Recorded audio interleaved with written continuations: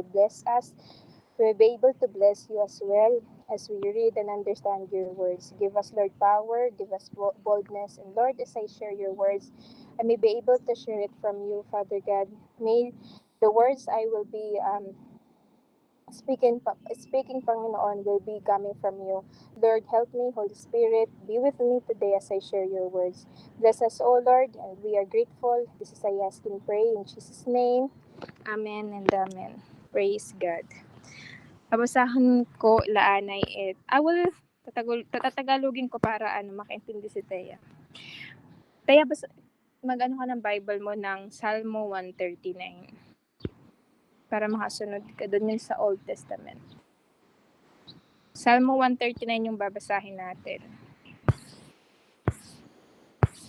Kung gusto nyong sundan, pwede din.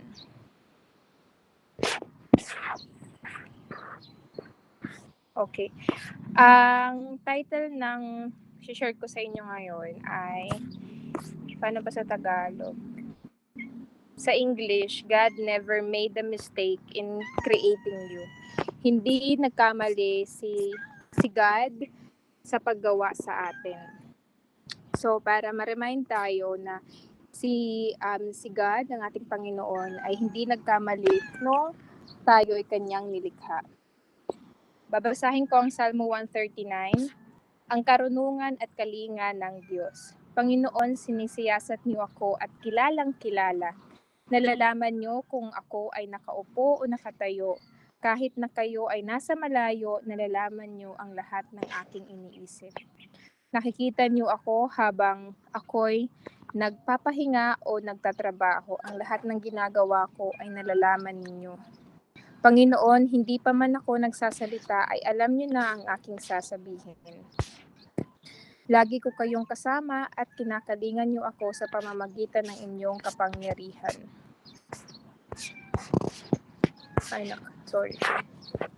Ang pagkakakilala niyo sa akin ay tunay na kahanga-hanga. Hindi ko kayang unawain. Paano ba ako makakaiwas sa inyong espiritu? Saan ba ako makakapunta na wala kayo? Kung pupunta ako sa langit, nandoon kayo. Kung pupunta ako sa lugar ng mga patay, nandoon din kayo. At kung pumunta man ako sa silangan o tumira sa pinakamalayong lugar sa kanluran, kayo ay naroon din upang ako'y inyong patnubayan at tulungan. Maaaring mapakiusapan ko ang dilim na itago ako o ang liwanag sa paligid ko na maging gabi. Kaya lang, kahit ang kadiliman ay hindi madilim sa inyo, Panginoon, at ang gabi ay parang araw, dahil para sa inyo, pareho lang ang dilim at ang liwanag. Kilala niyo ako dahil kayo ang lumikha sa akin. Kayo ang humugis sa akin sa sinapupunan ng aking ina. Pinupuri ko kayo dahil kahanga-hanga ang pagkalikha niyo sa akin. Nalalaman ko na ang inyong mga gawa ay tunay na kahanga-hanga. Nakita niyo ang aking mga buto nang ako'y lihim na hugisin sa loob ng sinapupunan ng aking ina. Nakita niyo na ako, hindi pa man ako'y sinisilang. Ang itinakdang mga araw na ako'y mabubuhay ay nakasulat na sa aklat niyo bago pa man mangyari. O Diyos, hindi ko lubos maintindihan ang mga iniisip niyo. Ito'y tunay na napakarami. Kung bibilangin ko ito, mas marami pa kaysa sa buhangin. Umuulan na. Sa aking pagising, ako'y nasa inyo pa rin. O Diyos, patayin niyo na sana ang masasama. Lumayo sana sa akin ang mga mamamatay tao. Nagsasalita sila ng masama laban sa inyo. Wait lang, ate, tilipat lang kami ng oran. Let's go!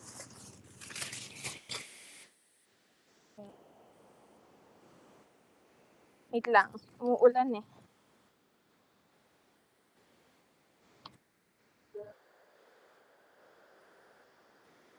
Wow, ang dumi dito. Doon tayo parang ang dumi dito.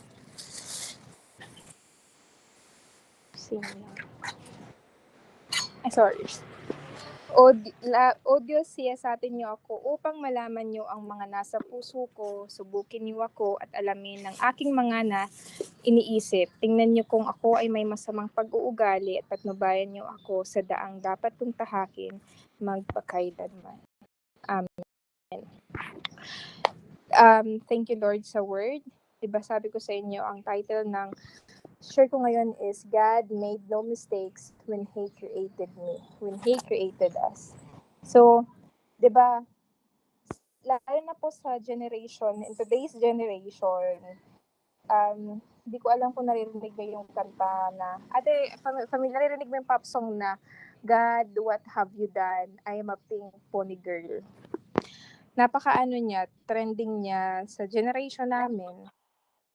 Pero meron niya, it's like nanalo siya sa Grammys Award sa ibang bansa. So, 'di ba dun sa song na yon, parang sabi niya, God, what have you done? Kasi doon, in-explore niya yung identity niya na parang sinasabi niya na the Lord created him mistakenly, na mali ang pagkakagawa sa kanya ng Panginoon. Pero dito sa binasa natin, it's a great reminder that God never made a mistake when He created us. 'Di ba? It's like, nagsasabi siya sa atin kung sino tayo. It's a reminder na sa panahon na sobrang magulo ngayon, na may mga taong yung identity natin binabase sa kung sino tayo. Kunwari, isa kang ina, pero kapag sinabi ng tao na you're not worth na nanay, wala kang halagang ina, nawawala yung identity natin, na parang sinasabi mo na, sino ba ako? Ano ba yung silbi kong tao kung hindi ko nga maalagaan yung mga anak ko? Sino ako? 'Di ba? Sometimes, nilalagay natin yung identidad ng sarili natin. Depende sa kung paano tayo label ng mga tao sa mundo. Pero sa binasa natin, nakikita natin doon na God created us. Ginawa niya tayo simula pa nung nasa tiyan pa tayo ng ating mga magulang, nang hindi pa tayo sinisilang. Alam na niya kung ano, na mabubuhay tayo, kung sino tayo, kung ano tayo. 'Di ba? So, maganda siyang pag-usapan ngayon sa buwan ng pag-ibig din, 'di ba? Kasi today we celebrated dito sa mundo, which it's not bad na nagse-celebrate tayo ng love month, but it's not bad. It's like having Christmas. Hindi masama magkaroon ng mga ganyang celebration. Ang masama is kung paano natin siya i-celebrate. Kasi minsan, siguro mas nakaka-relate to sa mga edad namin na sa panahon ngayon, ay parang siguro walang magbibigay sa akin ng flower, I'm no longer worth it. Siguro walang nagmamahal sa akin. Pero nung binasa ko yung Salmo 139, especially doon sa verse 13, hindi pala yung worth ko, yung pagiging tao ko, yung kung kamahal-mahal ako, hindi pala binabase sa kung sinong magbibigay ng bulaklak sa akin, sinong babati sa akin ngayong Valentine's. Di ba kasi ngayon makikita natin yan, ay sana all kasi may bulaklak siya, napakasiguro kamahal-mahal siyang tao. So parang questionin yung sarili mo, ay siguro hindi ako binigyan ng flowers, siguro wala nagmamahal sa akin. But yun ang nakakalimutan natin, na may isang tao na higit pa sa pagmamahal na kayang ibigay dito sa mundo sa atin, which is ang ating Panginoon. Nagminahal na niya tayo simula po nang hindi pa tayo nabubuhay. 'Di ba? So, dito sa nabasa ko na Salmo 139, I was comforted, na sobrang na-comfort ako dito sa nabasa ko. Nabasa ko na to dati, nabasa na natin to dati. In fact, maraming beses na po natin to nabasa, yung about dito sa verse na to. Kasi 'di ba, God created us, ginawa tayo ng Panginoon to love us, 'di ba? Para mahalin niya tayo, mahal niya tayo. Simula pa nung una, mahal niya na tayo, 'di ba? Kahit simula pa sa panahon ni Adan, 'di ba? Nagbigay siya ng tao, ng companion niya kasi mahal niya yung tao, 'di ba? Kaya nga I pray na today sa mga, lalo na ngayon kasi exposed na tayo sa online world, makikita natin na yung asawa niya binigyan ng bulaklak, yung asawa niya dinala sa isang magandang lugar, nag-fine dining sila, yung asawa niya binati siya ng Valentine's Day. Kasi minsan pa sa nakikita natin, ay, ba't yung asawa ko hindi naman ako binati, hindi ako dinala sa fine dining, hindi kami kumain, walang regalo. Minsan questioning mo yung worth mo bilang nanay, bilang asawa. Siguro hindi ako mahal ng taong to kasi wala man lang paramdam, 'di ba? Minsan kasi ganun ang lalo na nga dito sa mundo, binabase natin yung pagmamahal natin depende sa gagawin ng tao. na ine-expect natin na magbibigay sa atin ng something, lalo na sa araw na ito, di ba? And today, I pray na na-comfort kayo dito sa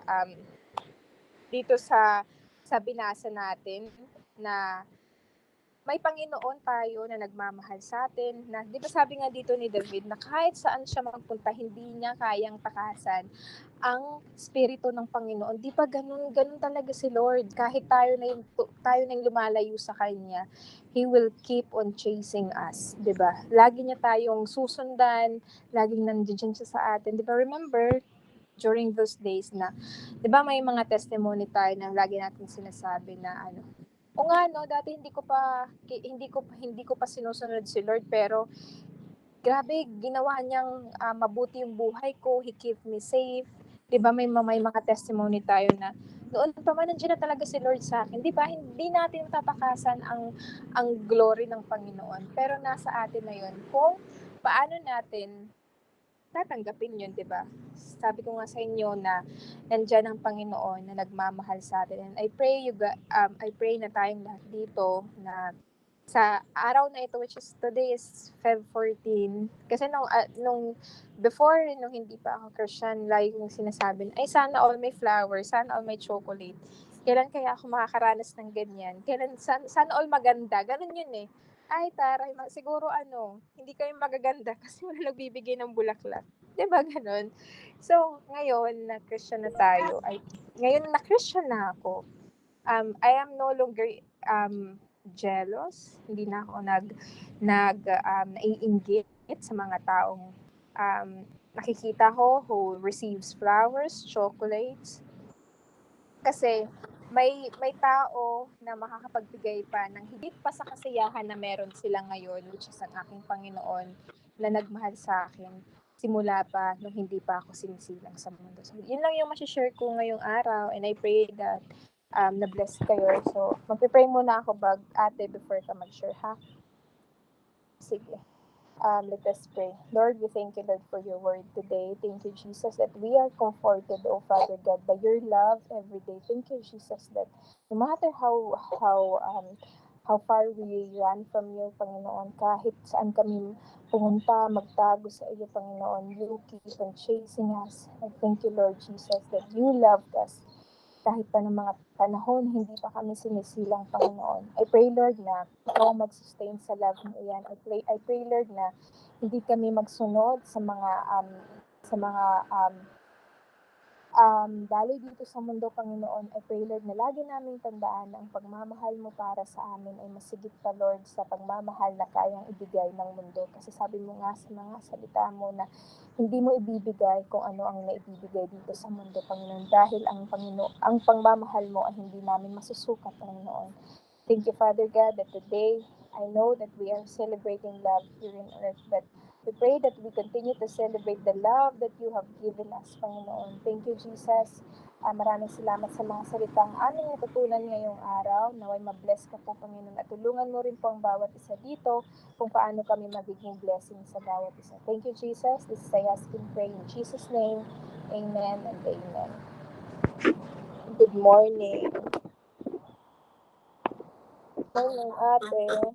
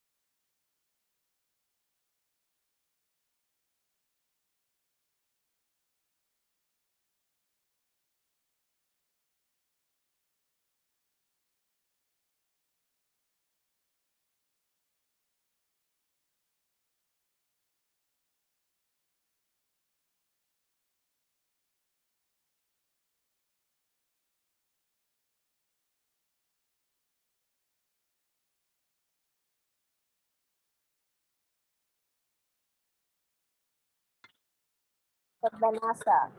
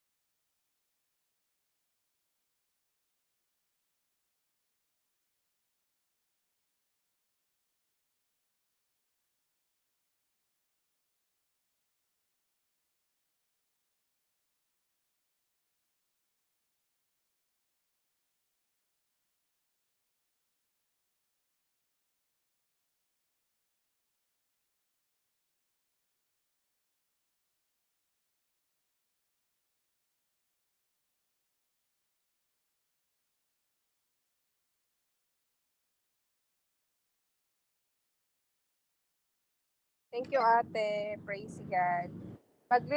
Maglilive na. Maglalakad kami. Mag-pray na lang kami. Mag-pray na lang daman kami, o Nina. Thank you. God bless. Happy Hearts Day. Every day is Hearts Day. Bye-bye. Yes. Bye-bye. God bless.